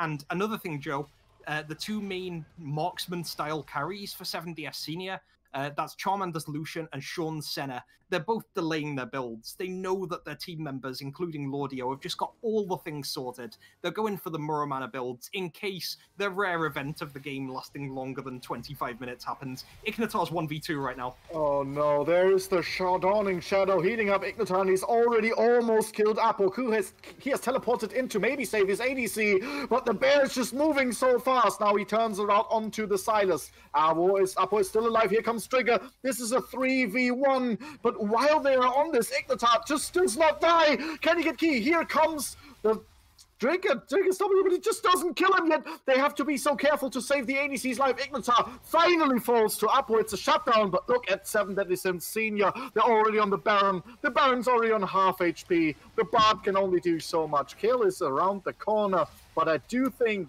that it's worth sacrificing your top laner if you can get the Baron for it. Yeah, so much was done there by Ignitar. I mean, if we had a replay system, we'd just watch those 20 seconds again for the next few minutes, because he managed to bait out with his W so many abilities. Because of his W's power, he stopped Apo going in, and then he stopped Drigger going in, and just made it last so long. 7DS Senior, in a surprise twist, they're excellent at macro again, and they go straight for the Baron, and they get it with minimal opposition. There was a catch-out to stop the culling, but again, it's only one minor victory for NSK. Look at the Baron, the gold diff you've mentioned, Joe. Oh. He's in. There's the engage from Key, stolen Rakan ultimate to do what he can, but it's just not enough damage. There comes the Kale to Sylvan. Ignitar here as well. He's teleporting, gets a triple stun with the show, with that ultimate, but they already killed Drigger, and now full retreat mode for NSK. They tried their very best with Key using that quickness, but it's just not enough. The lead is just too big. Almost 10,000 is going to be their lead when they take this mid lane tower. They're all alive. They're all healing up. Senna and Nidalee together at healing. That's just illegal. Look at this. They're all full HP after the fight. What is going on here? Yeah, it's not the 7 DSS Ocean Soul Nightmare scenario, but it's just about every other Nightmare scenario applicable for NSK. The sieging is fantastic, and I have to give a lot of credit there. It's easy to dismiss that as a 7DS Senior one fight, and they won it for several reasons. But NSK, if that had been even gold and even kills and even positioning, it wasn't, by the way, they could have done so much better with that. That was a really solid engage, and he managed to use the quickness on Rock's Rakan, managed to get the quickness on 4 members, and that was followed up really well by Stealth's Kale ult right onto Key. Unfortunately, Ignitar was able to survive, whereas normally he'd be 1v4 and blown up against the backline. And then as Drigger went in, normally he'd be tankier, but instead he hasn't finished his second item, and as a result got blown up very easily by the scaling backline. Charmander going for damage topside. That is a kind of off-center culling, but here comes Trigger getting the chase onto Lordio, but he may have bitten off more than he could chew. That is a good Bard ultimate from Big Steamy Hotman to delay this. Oh, look at Charmander almost getting the solo kill. Stealth Squad has to flash away and run away to base. And that means Charmander gets some free time on this inhibitor tower, probably while the rest of his team is putting the pressure on the bot lane. They are just still so clean with their macro. Who would have thought 7 Deadly Sins are good at the game? Yeah, Drigger's the target now. Is a stun from Ignitar. Does he want to jump in? There is a good haymaker, but Trigger's already so low, and the team behind him is being chased away. He falls to Ignitar. Lordio and Rock are diving the backline. They're both very low, but somehow none of them die. Rock dies to the tower, but Lordio doesn't care. He's got a double kill for himself. It's a 3-for-1 in the bot lane. The tower falls as well, and that was not an even fight because the Lucian was the top lane and took the inhibitor by himself. And so 7 Deadly Sins, they want the end already. Lordio is here to assist his mid laner. The spears are flying, the minions are dying, and here comes the rest of the team. Charmander going forward on the Stealth Squad. He doesn't have the ult, he doesn't have the flash. He has to be so careful. Ignitar now has to flash away from the tower. They may have been a bit too greedy, but look at these heals from the Nidalee. They don't care about biting off more than they can chew. They have big mouths right now. Yeah, they're going to go whenever they can. Drigger looking for a re-engage. That is a flash away from Sean, but does cost Trigger his life. The Haymaker cannot save it. Charmander Nerd has slain him, and they chase onto Stealth Square, who falls as well. The chase is on into the jungle. Meanwhile, Charmander could fall to Key, but everybody gets away from the 7 Deadly Sins. The Senna heals and the Nidalee heals, keeping the rest of the team alive. Charmander, even with a fancy dodge on the Bard ultimate that just delays some minion just a few seconds. But I think this game could be over if these people fall now as well. Sean, low HP. Bard has to turn away a portal through his own inhibitor.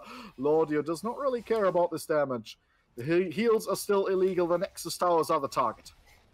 This has to be the longest final play ever, but 7DS Senior still pushing forward. One Nexus turret to go. Oh, that's a good stun from Big Steamy Hotman, but it just doesn't do enough. Trigger tries everything he can. Double face breaker, good haymaker, but he's just not tanky enough to deal with everything that's coming his way. Apple falls to Charmander. They do get the return kill with the showstopper. Shutdown goes to Stealth Squared. They chase 7 Deadly Sins out of the base one last time. Or do they? Hotman has been killed already. That was a great re-engage from Rock. Trigger lives with the shields, but Sean gets him with a Dawning Shadow. Here comes Lordio from the flank. Look at that spear damage. They get one shutdown onto Sean. Now Stealth Squad is doing KO things, but it's just not even enough to kill Rock. They will turn away to take another dragon, but they're taking everything they can. Meanwhile, the tower will fall as well. 7 Deadly Sins will take your towers, they will take your dragons, they will take your children. They do not care.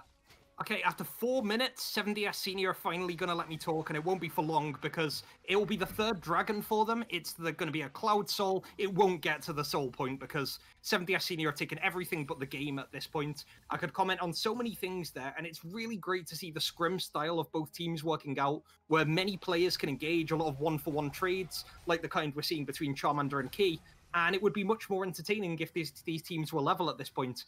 But it isn't. 7DS Senior, they're going for another pick here. Oh no, Bard has gone too far forward. The portal is not going to save him against Lordio and Ignitar. Ignitar takes another kill, his 7th of the game, equaling up himself with Charmander Nerd. And we have to say, Lordio, again deathless, again has a fully stacked Magi Soul Stealer. And he is going to take everyone's soul this game. And Trigger is probably caught here. Yeah, a lot of damage going in, full culling. Oh no, he has to flash away. He uses the Haymaker, but it's not enough to save him. Sean picks up that kill, his 4th of the game, part of 18 of the 25 kills of his game, only beaten in that regard by Lordio, who's been part of 19. They're engaging Baron Nashor, and there's absolutely diddly squat that NSK can do against it, while Ignitar is pushing in the bot lane. They don't even need him once more. A tower is picked up just like that, and the Baron is going to fall next. Yeah, NSK have been outplayed at various points this game. Sean has fired several great heals, several great ultimates. His biggest macro play coming out then as he fires off the Penguin Dab emote while sitting on top of the Rift Scuttler place. However, Joe, it's your time. They're all going in for the final push here. 7DS Senior looking to close off this series. Yeah, they're so impatient. Charmander and Nerd already teleporting in. The rest of the team not even bothering with the recall. They're just going in, barreling down the front door. They don't even care about locks anymore. They're taking the third inhibitor right now with the Baron buff in their pockets. They want to end this game. There is already the Dawning Shadow and the Culling. Look at so much damage on the key. They're chasing up to the Nexus. Trigger almost dies to the damage.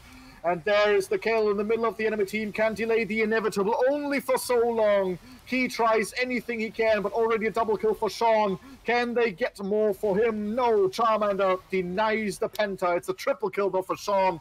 They're going to Fountain Dive, which does give Big Steamy Hotman one final kill in the game. But 7DSS take the series 2-0. Yeah, 2-0, and that was 29 minutes, quicker than the last one. And even though we had a few more kills for NSK, I believe, we got 11 kills there.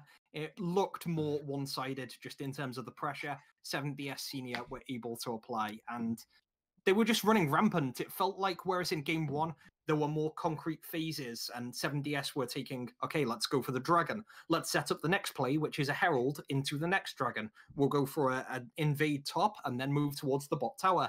It felt really cohesive. It was one play after another, brick by brick, building a house.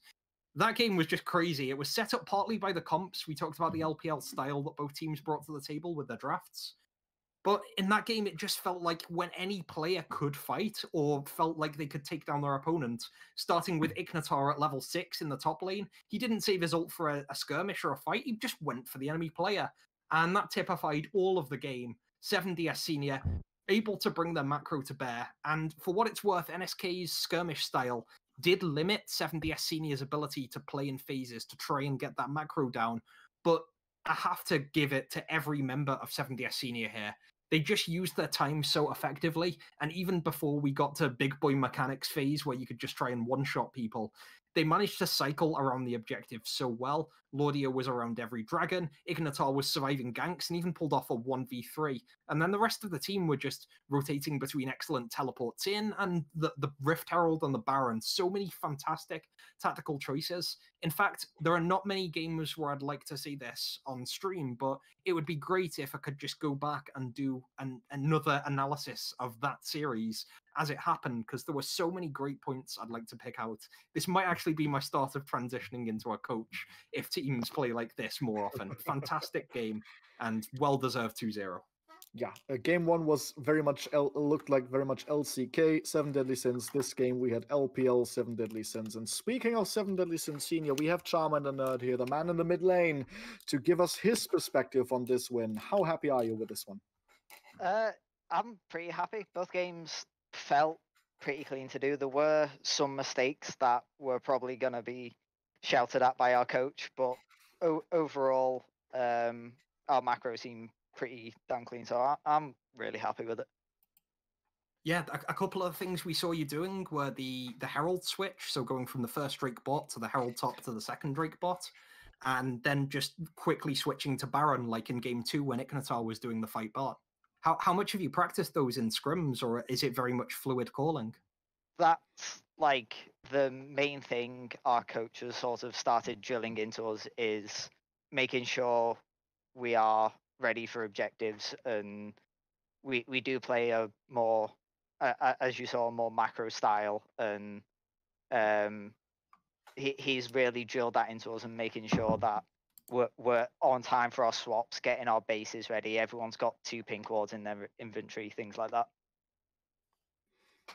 And yeah, go on, Joe. Well. Sorry, it's been working very, very well for you today. You looked extremely dominant throughout these games. Do you think in this Division 1 anyone can even challenge you this split? Or can Deja Vu be a challenge to you, or do you think you just have this in the bag if you play like this?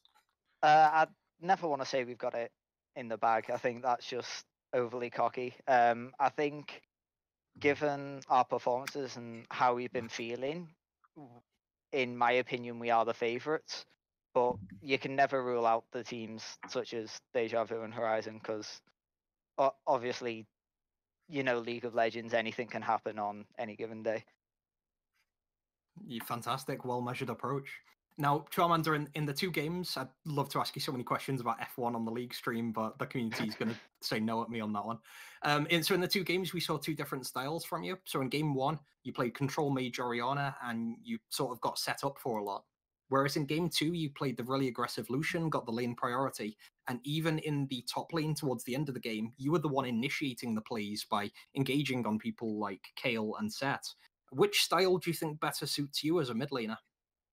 I'm not really sure on that, because I think that's what I would comfortably say is my strength as a mid laner, is I am able to swap between the roles. Obviously, game two from me was a lot cleaner. I made a lot of mistakes in game one. Fortunately, they weren't heavily punished. I think at the moment I'm more comfortable on the aggressive picks, but I'm more than happy to play any picks, and I think that's sort of my strength as a mid laner rather than being like a 1v9 god or solo killer. All right. Speaking of 1v9 gods, what is actually Lordio's IQ today? He hasn't died once. He's got full stack Magi's in both games. How do people stop this man? I don't know, because you've only got so many bans and he can play anything. It's a bit tough, really. Ever since I played against him in the first split of VL when he was on PMA, I've always wanted to be on a team with him to see how he runs a team. And honestly, just playing with him, the way he shot calls and runs the team is just a pleasure to play with. Yeah, we could certainly see that with some of his individual plays and counter ganks as well. What a great player. Okay, here's where we flip it to the Valkyrie Name It or Flame It section. So if you could switch any of your 7DS teammates with a player from NSK in the opposite position, and it can't be you because that's the easy answer, who would you pick and why for the most success? I wouldn't. Fantastic dodge, even better than Akali. Yeah. Personally, I think across the board we've got better players in every role, so why would I want to swap? Oy. That is the confident call, of course. Speaking of confident calls, a question I always like to ask, usually at the end of interviews, but I don't know if Kraden will want to ask you one thing after this. But is there anyone you want to call out specifically? Anyone you want to settle a score with? You want to call out, or if you can't think of any of these things, someone you want to specifically praise who is not one of the 5 players on your team? I think the mid laner I'm looking forward to most mid-diffing has got to be Horizon Shadows Dave. Ever since I've joined VL, we've always had a bit of a mutual respect for each other. So I'm looking to just going in and mid-diffing him. That's fantastic. I did have one more, so let's go for it. It's a nice flip one. I'm actually just setting Impress up with some advice. So as an NSK org member, I'm going to ask you, a 7DS senior member, if NSK can improve and continue to fight against teams later on in the split, what would you say is the number one thing that they need to work on to get better results? Or is it just something that they can just get better a lot with time as they synergize with the new roster? I think it is hard to say, given this roster hasn't been together for that long, maybe 1-2 weeks maximum. So it is always going to take time to gel, but what I picked up from this game is just improving on vision control and objective control. Right, okay, sounds fantastic. Impressed. There's your guide for next game.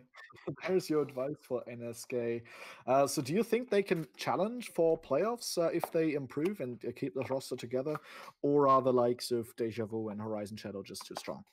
I think at the moment, playoffs is out of reach.